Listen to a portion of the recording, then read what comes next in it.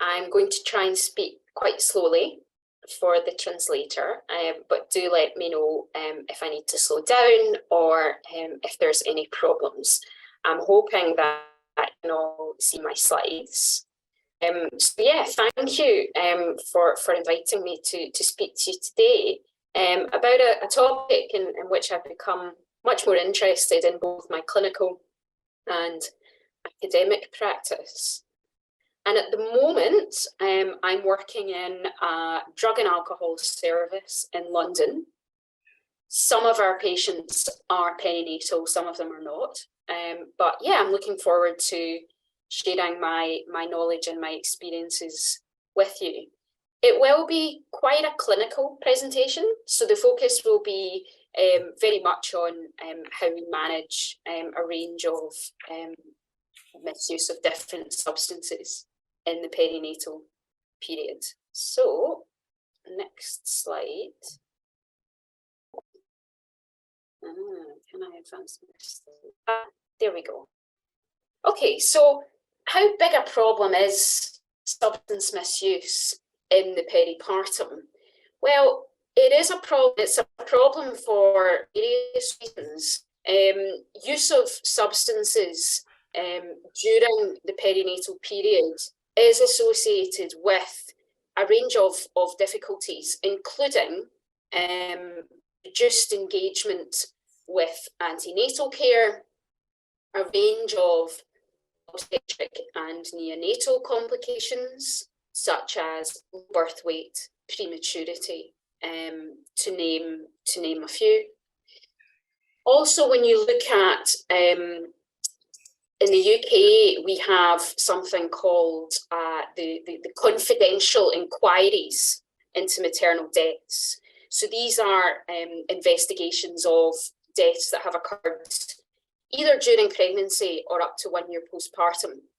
When you look at the causes of those deaths, substance misuse is a significant factor, either contributing directly or indirectly to the rare but devastating event of a death perinatal period.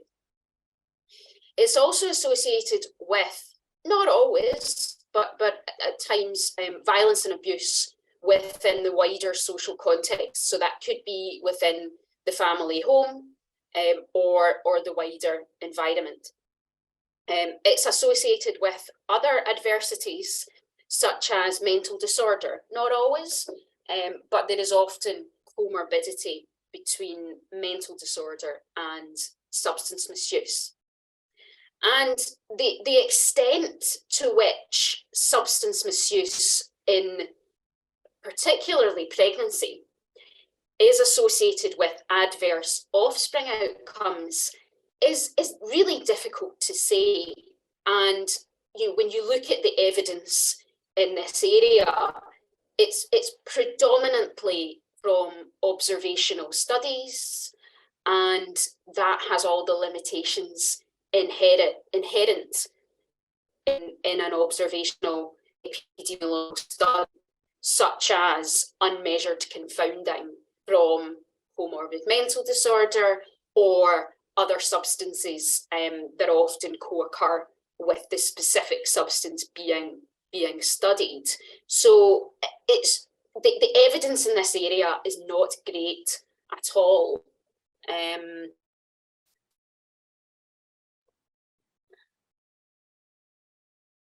So, as I say, the burden exerted, so how common this is, and the impact on offspring and the wider family is really difficult to estimate. We'll talk shortly about how being pregnant can be a motivator to reducing or stopping substance use.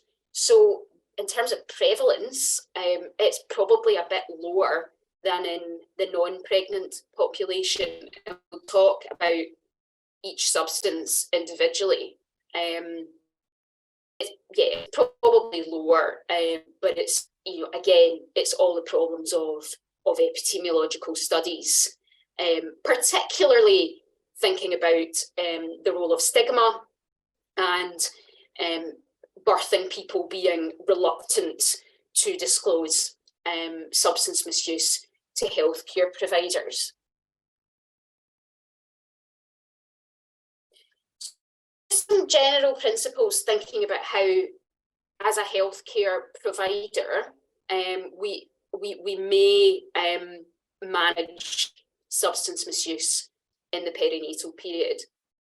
As I said, there's an awful lot of guidelines on how to manage this, but not a whole lot of evidence for those guidelines. And there's guidelines in various countries.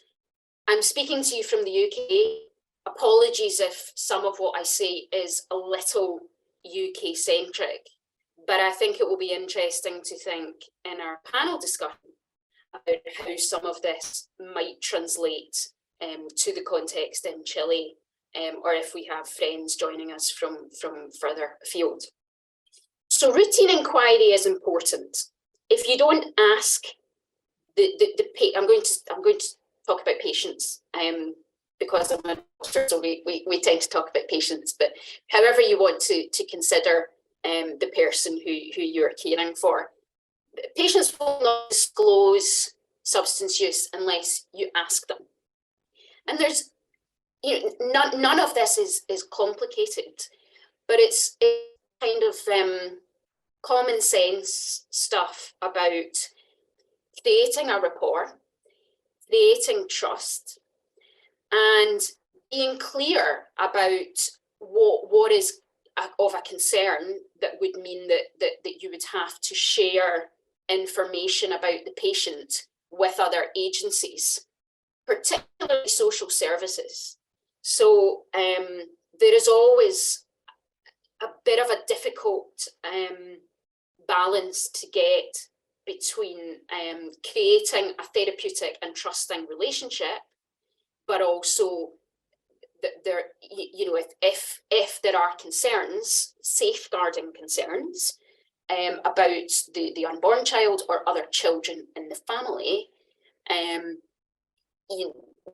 needs to be raised. So that's difficult, and again, that's something that we might want to talk about a bit more in the panel discussion, because I'm interested to hear in your context, for those of you who work with patients, how you might manage that. But it is important that a range of support is in place. So in the service in which I work, we offer a range of pharmacological and psychosocial interventions for a range of different substances. And the relative contribution of psychosocial versus pharmacological interventions is going to differ according to the substance. There are some substances for which there are no pharmacological interventions available, and the mainstay is psychosocial. As is the case for all perinatal mental health discussions, it's about risks and benefits. So there needs to be a conversation with the birthing person about whether what they want to do. Providing they have capacity to make decisions, there needs to be an informed discussion about these are the risks and these are the benefits of whichever management strategy is chosen. The aim, particularly around prescribing, I'm thinking about opiate substitutes, but we'll talk a bit more later about that. The aim is stability, and it's the same mental health when thinking about medication, mental health, psychotropics. The aim is always stability, balanced against the exposure to the unborn of whatever agent is being used. Breastfeeding, on the whole, is encouraged by WHO. There are some exceptions to that. The two main exceptions are those using high-dose benzodiazepines or cocaine. But there are lots of women who are using opiate substitutes, and even women who are drinking moderate levels of alcohol who will breastfeed. And yeah, we'll come back and talk about that within each individual substance. And again, hopefully I don't have to tell you this and you realise this already, but in this population particularly, there is a need for ongoing support, particularly with things like parenting. So this is a population who are going to need a lot of support from a range of different professionals and agencies. So I'm going to move on to talk about some specific substances now. But before I do that, I'm just going to present to you a case scenario, and I'm going to present it to you now. And then, so I'm aware that you can't, I don't know if, yeah, I'm going to read it out so that we can translate it. And then I'm going to come back to it later. So you know, think about it as I'm talking. So it's a 30-year-old woman. It's her first baby, and she's really pleased to find that she's pregnant. And you're a family medicine doctor, or in the UK we call them general practitioners. She comes to you to confirm the pregnancy, and you, being a good family doctor, ask her if she's using any substances. And she tells you that she's smoking 20 cigarettes a day. She also tells you that she's a little bit worried, actually, that she drank some alcohol. She drank quite a lot of alcohol, actually, such that she couldn't remember what had happened. So she drank quite a lot, and that was around the time of conception. And she also tells you that she's still using a bit of cannabis.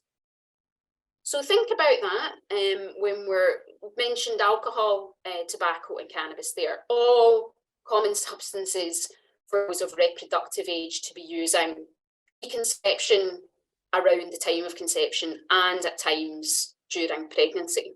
So think about that, and we'll come back to that at the end.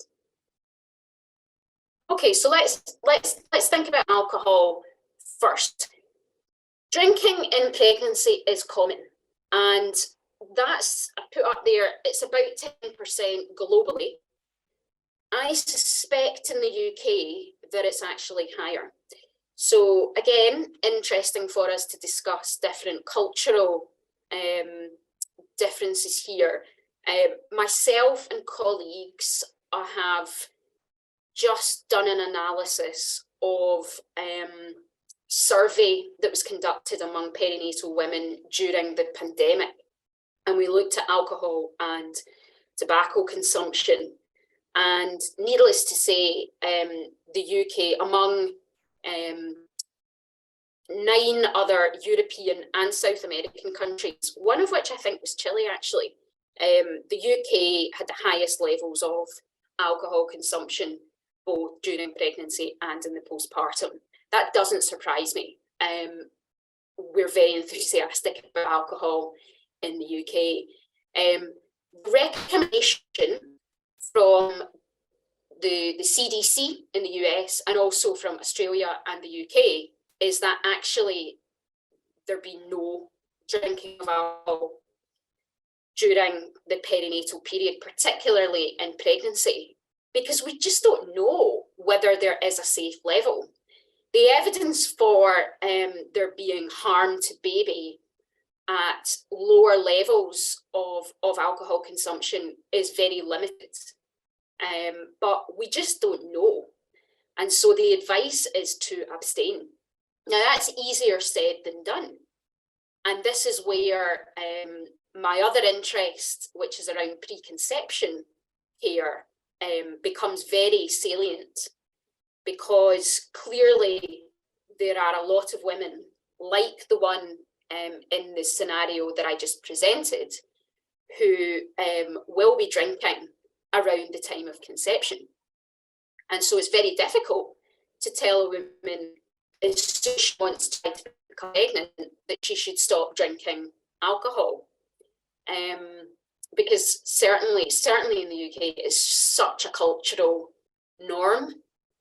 So that's challenging, but that is what we have to tell people. I often see patients in the perinatal mental health clinic who, again, like our case scenario, become very anxious about the fact that they've had a small amount of alcohol to drink. So I think we do need to give the advice to abstain from alcohol, but I also think we need to be measured when we're counselling women on this, because it can be a huge source of anxiety in some women.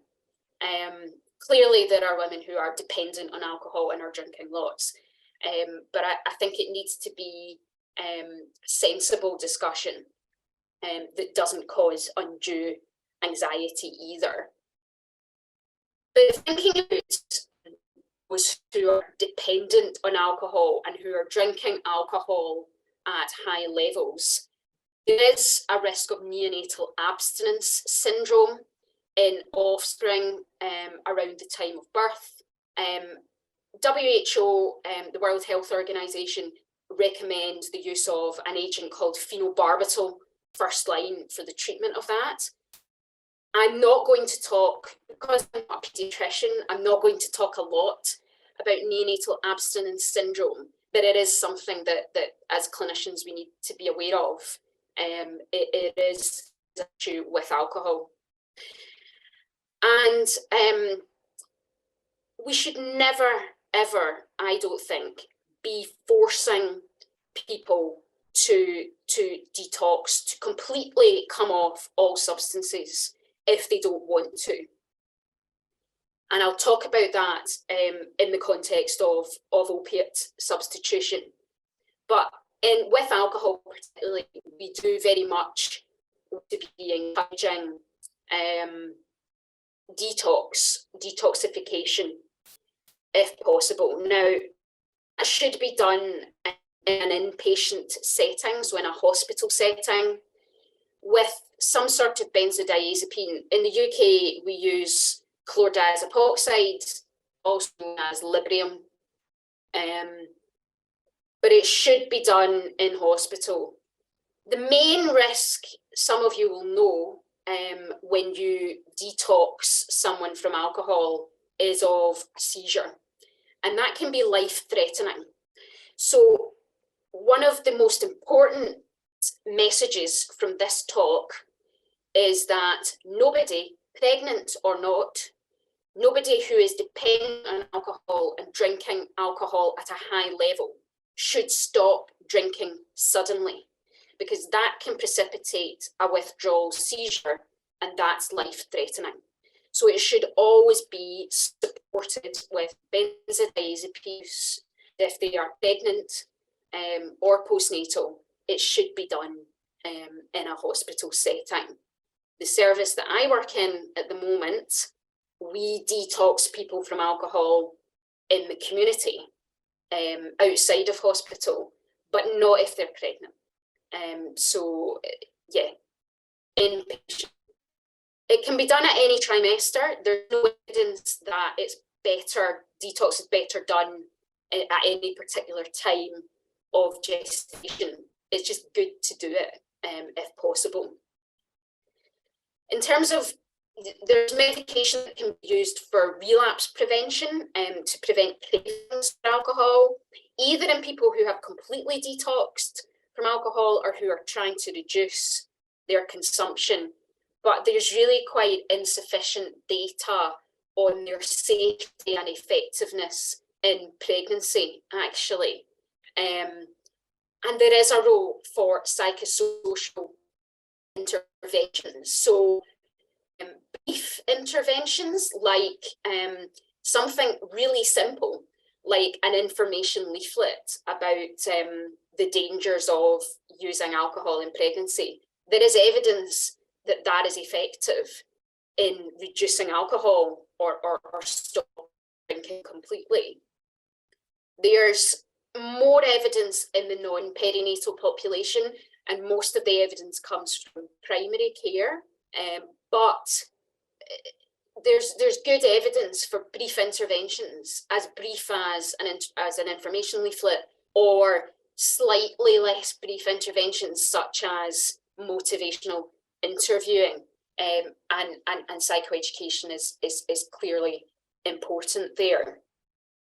And the main, you know, I mentioned that there are various risks of alcohol consumption in pregnancy, and I've listed some of them here. So prematurity, low birth weight, small for gestational, but also what's now known as fetal alcohol spectrum disorder. And I've put a photo there on the right of the look of a baby with that. It has quite there's quite characteristic faces, and the phenotype is quite characteristic at its extreme end. So it is a spectrum. It's fetal alcohol spectrum disorder, and that's now the term that's being used to denote the range, the spectrum of cognitive, emotional, and behavioural deficits that can occur in babies exposed to alcohol in utero. Oops. So I'm going to move on to think about smoking now. So I've put the global prevalence there. In that COVID survey that I mentioned in the previous slide, levels of smoking in the perinatal period were actually highest. So of the 9 European countries and the 2 South American countries that featured in that analysis, it was highest in Turkey, which kind of makes sense. And yet, actually, it's also a problem in the UK. So some estimates from 2018 in the UK from Public Health England found that about 10% of birthing people were smoking around the time of delivery. So that's presumably reduced from the time of conception, because we know that pregnancy is a motivator to reduce or stop substance use. Smoking is bad news for the developing baby. It really is, and it's associated with various adverse outcomes that I've listed in that second bullet point. So we really do need to be supporting those we are caring for to reduce or ideally stop smoking. There's really good evidence for the benefits of smoking cessation support in the perinatal period, such that it is recommended by NICE, is the National Institute for Clinical Excellence in the UK, who write a lot of clinical guidelines based on the latest evidence. Regarding electronic cigarettes, this is interesting. So I wrote, I've written a bit about substance misuse in the perinatal period for various outlets, but the last time I wrote about this, there was a bit of debate among the authors. It's quite contentious. So the WHO say electronic cigarettes no, because we just don't have the evidence. We just don't know actually if they're safe. And I would tend to agree with that. But what's quite interesting is that Public Health England, which actually doesn't exist anymore, it's been renamed, but it doesn't matter. The advice from Public Health in England is that it's better than cigarettes, but I'm not convinced that we know that. So the advice that I would usually give is avoid. Nicotine replacement therapy, NRT, is probably safe. There's not much evidence that it's effective in the perinatal population, but it is effective in the non-perinatal population. So that's an option. But other medications such as bupropion or varenicline that are occasionally used in some, I don't know if it's used in Chile, but it is sometimes used in the UK for smokers. there's not enough evidence to support its safety, so we generally don't advise that.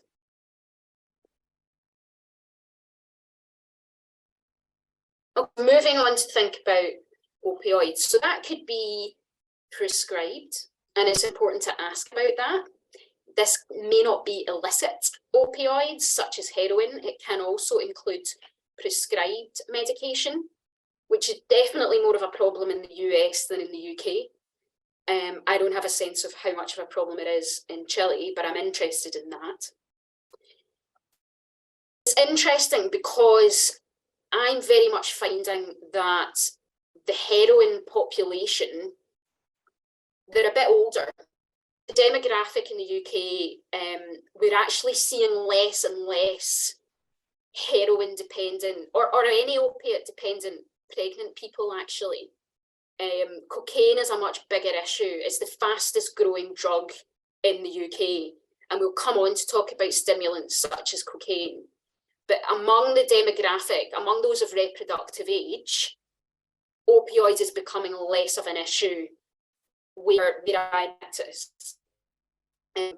Still a significant issue, particularly in the US. And I've put some of the epidemiology up there. The main risk of opiate use in pregnancy is of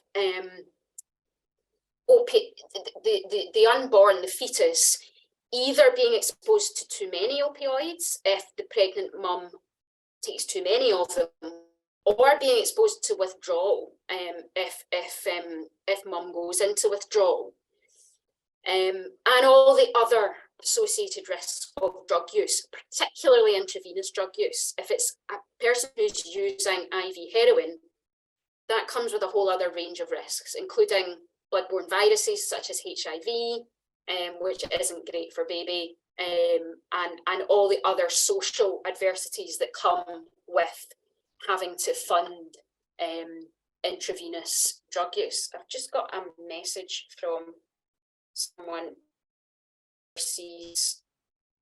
That's fine. The interpreter, I just noticed, sent me a WhatsApp message. Hi, interpreter. Thank you. Sorry, I just noticed that. I just thought I better check we're not having any technical difficulties. Great.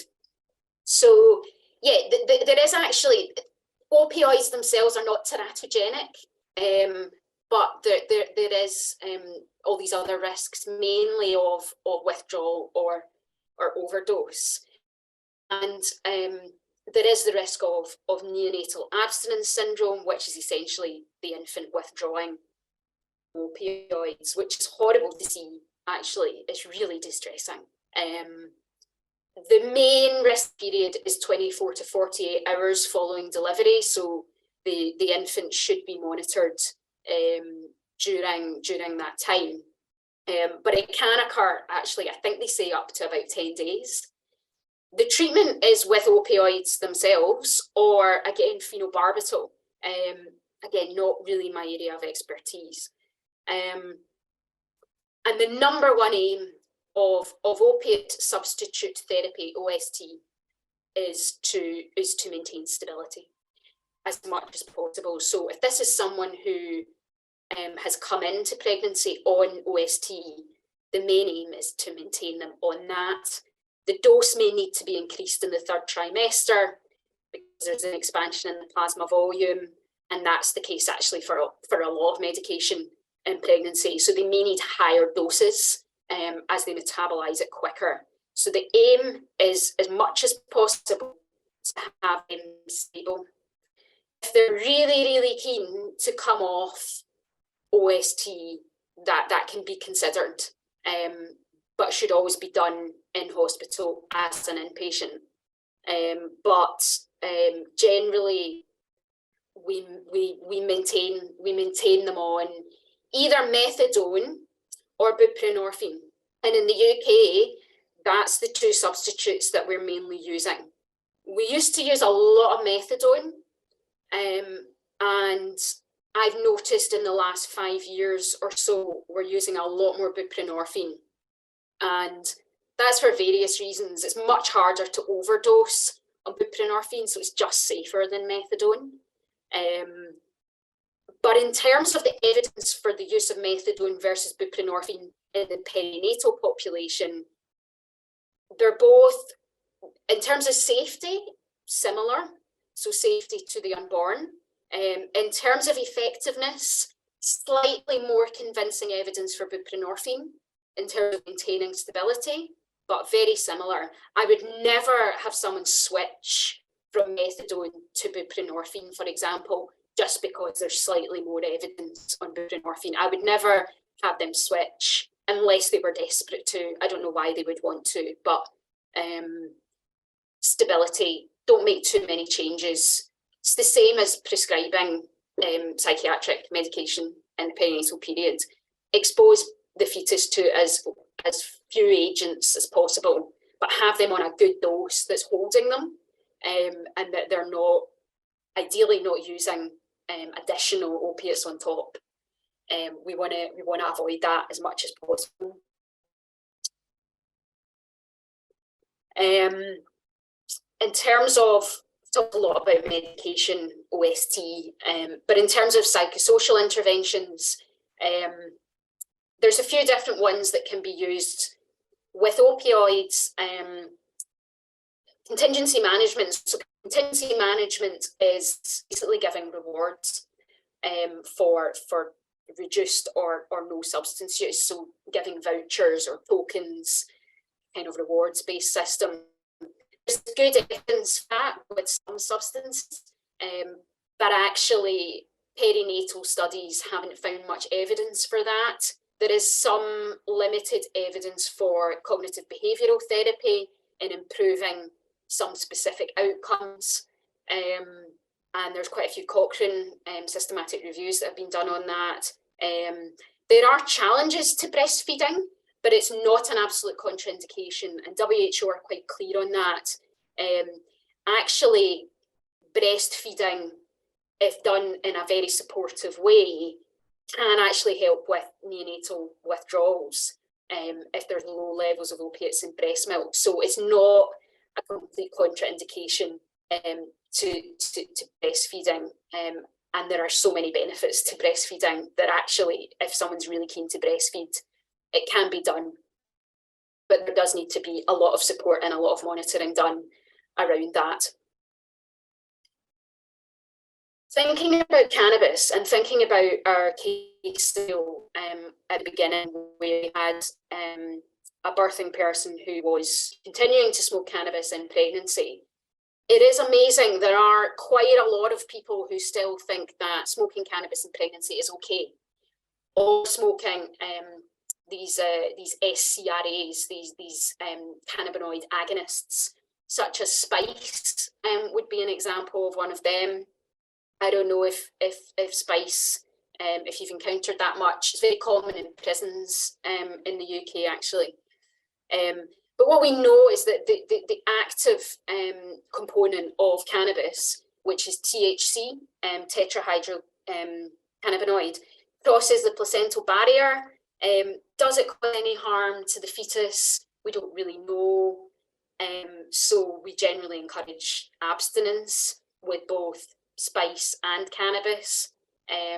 But there is quite good evidence, albeit in the non-perinatal population, for various psychosocial interventions that I've mentioned there. The advice around breastfeeding is conflicting. WHO don't say that you definitely can't, but it is quite conflicting. So not a lot of evidence around this, actually, and a growing problem. Certainly very common in where I work in London, lots of cannabis. So I think we definitely need more evidence on this. Benzodiazepines there's quite a bit of evidence on them being teratogenic.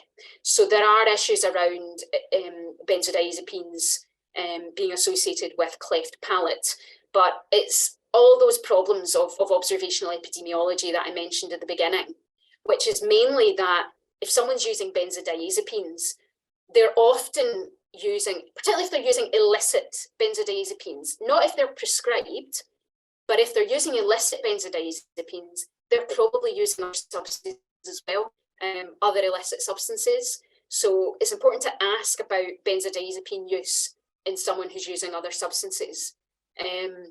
So are they associated with cleft palate? Maybe. So this is a abnormality in the infant. The palate of the mouth doesn't develop properly. Some data supporting an association with low birth weight, and the kind of withdrawal equivalent of benzodiazepines is this floppy baby syndrome that is sometimes seen in the offspring of those who have been using benzodiazepines when they deliver. So there's hypotonia, bit of difficulty breathing, similar to neonatal abstinence syndrome actually, but the hypotonia, the kind of floppiness, the reduced muscle tone is quite indicative. WHO, although they're very encouraging of breastfeeding, what I told you at the beginning is that high doses of benzodiazepines sedate baby, and so it's not a good idea. So avoid. What does high doses mean? It's not clear in the WHO guidelines, and so really I tend to say no generally at any dose, because it's not clear what constitutes high doses, and it's not really clear from the evidence. We want to try and, again, as much as possible in pregnancy, at least reduce benzodiazepines.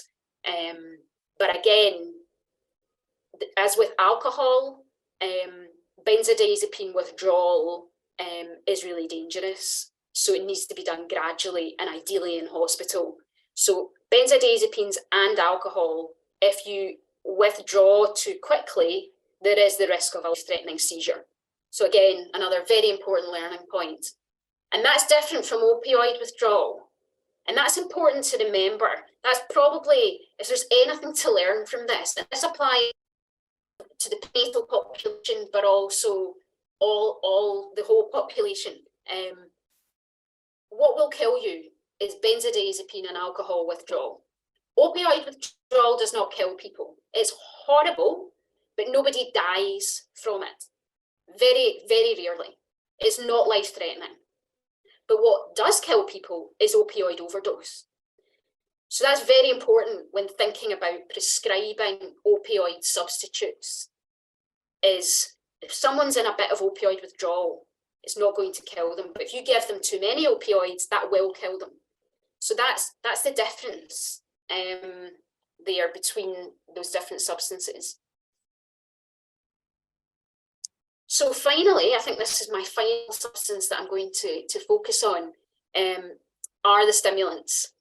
And I've already told you that cocaine is really common now, certainly in my population. And the problem with stimulants in cocaine are very potent vasoconstrictors. So they constrict the blood vessels. So if you constrict blood supply to baby, that's bad for baby's development, but it can also cause problems to mum, such as gestational hypertension, so high blood pressure, and a range of other obstetric complications. So again, as much as possible, trying to get people to at least cut down or come off stimulants, no breastfeeding, and there's no substitution therapy for stimulants. It's psychosocial interventions like contingency management that I mentioned, and other behavioural interventions like reinforcement based therapies. There's some evidence for that. Oops. So just coming back to our case scenario, here's the next step. So I hope you're able to have a think about what you might do. So it's about psychoeducation. So it's about telling her about risks of smoking and of alcohol and cannabis, so all three, during pregnancy. What we said, and so this was an article that I wrote for the British Medical Journal, an education article. What we said was that probably the biggest risk for her pregnancy at the moment is her smoking, because she's smoking 20 cigarettes a day. So the main focus would be referral to a specialist smoking cessation clinic, because we know she's smoking 20 cigarettes a day. What we need to do is try to quantify how much alcohol she's using, because it's uncertain the extent to which that is a problem and the extent to which she may be dependent upon those substances. She's probably dependent upon cigarettes, given that she's smoking 20 a day, and given that nicotine is the most addictive of all of the substances actually that we've discussed. So yeah, you may have other ideas about this case, which I'm happy to discuss. Okay, so as we draw to a close, in summary, we need to ask, if you work at all with perinatal patients and their families, actually, because it is an issue with partners as well. Often partner substance use influences the other partner. We need to be asking, and we need to be making the most of all contacts. The reason that I am so passionate about perinatal mental health is because I see the perinatal period as being that window of opportunity to intervene, motivation to change behaviours during pregnancy goes up significantly. So this is an ideal time to intervene. Arguably, the preconception period is an even more opportune time to intervene. And my own research is moving more towards the preconception period. But it's such an opportune time. Think about the whole picture. So what else is going on beyond the substance use? Try, if the patient agrees, and I would always discuss with the patient before I speak to other people, including even their family doctor. Try as much as possible to have open dialogue with all those who are caring for the birthing person. Fast tracking into specialist services, that may or may not apply in your context. This is, apologies, this is very UK centric. The services may not be available. That's the general advice. If there is some sort of specialist service, great. If not, you can use what you've learned today. Psychosocial interventions help for everything. There's mixed evidence, but they're not going to do any harm. Breastfeeding is encouraged, with the exception of benzodiazepines and cocaine. And we need to have communication with those caring for the neonate, and always be thinking about exposure during pregnancy. Those looking after the neonate need to know what prescribed medication and also illicit substances the neonate has been exposed to. So finally, this is the BMJ education piece that the case scenario came from that I was talking about. Do check it out. We do focus on alcohol and smoking because they're common and because it's very primary care focused, the British Medical Journal. So it's mainly for primary care, but check it out. And loads of other guidelines, some of which are more or less up to date. But sadly, not much has actually changed in this space in the last 5 years or so. So, you know, these guidelines are all still being used. I'm still using these guidelines. So do have a look at them. And yeah, looking forward to discussing with you.